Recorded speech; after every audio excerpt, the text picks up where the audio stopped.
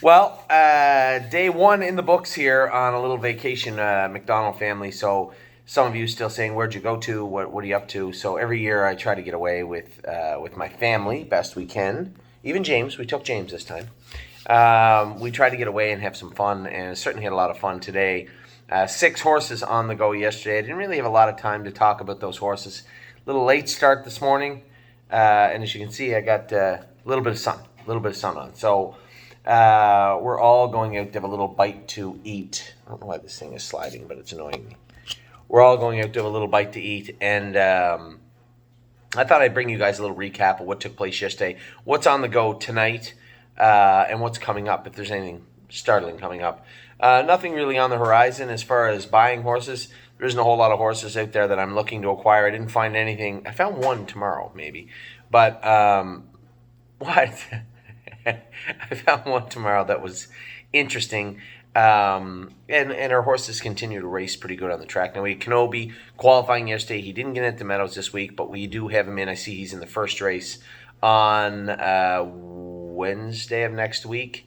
I believe Wednesday of next week. So, wait now, what day is today? No, Thursday. Thursday? They drew? I guess they draw Wednesday today.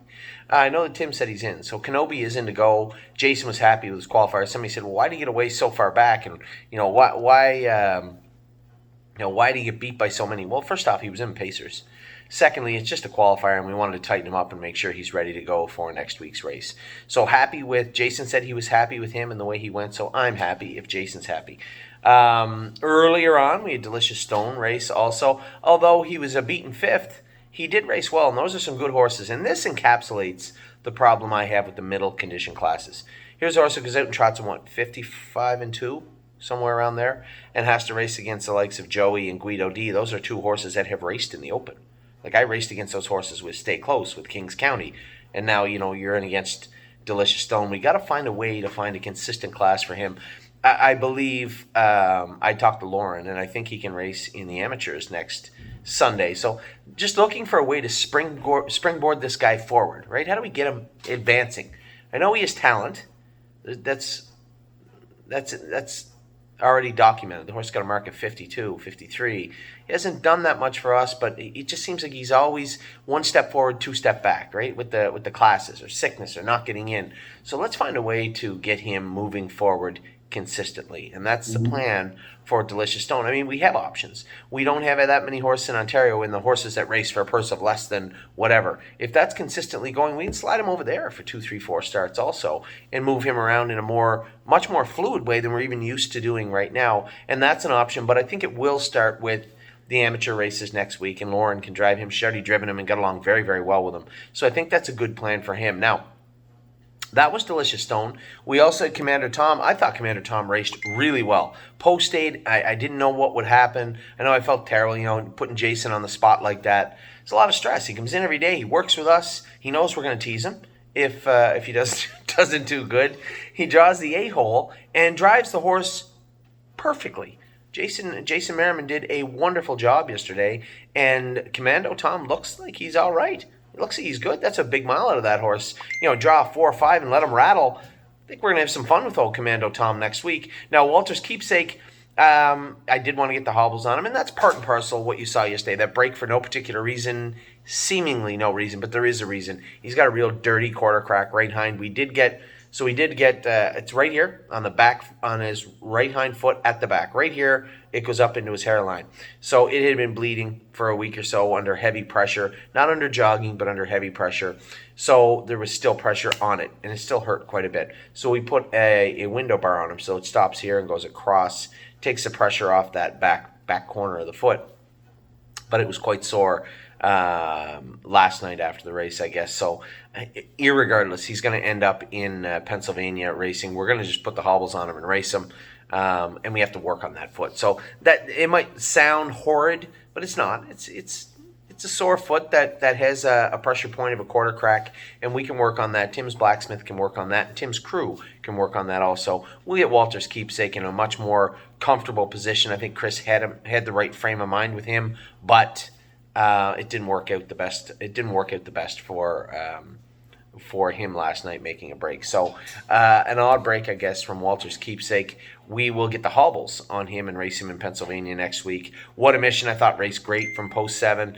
I'm certainly never going to advocate for second place finishes, but not the end of the world to finish second with him. When he gets into that 7 class, when he gets 3 more wins, then he's likely going to be moved. So a second now and again isn't the end of the world. Certainly not on our game plan. We want to win with this horse every single week, as we will next week also if we can, but not the end of the world. Now, who else raced last night? Oh, I see. Halakai raced well. I thought she could have finished up a little bit better for Jason, in a position to attack a little bit more and really kind of just present on the end of it. See if we can get her moving forward again, because she can do in that class. I know she can.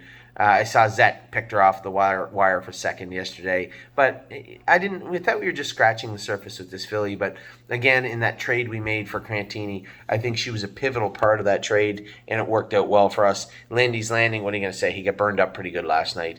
He got chewed up a little bit, so we'll see if he can rebound. A better trip for him next week will go a long way. That happens once in a while. So not a bad day last night. I am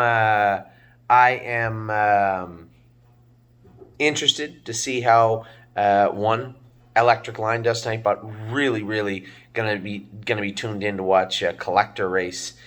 Really interested in this guy tonight. Really interested after talking to Chris and talking to Harry. Still some wrinkles to work out with this guy. Chris thought he was a little hot at the gate. We knew that going in.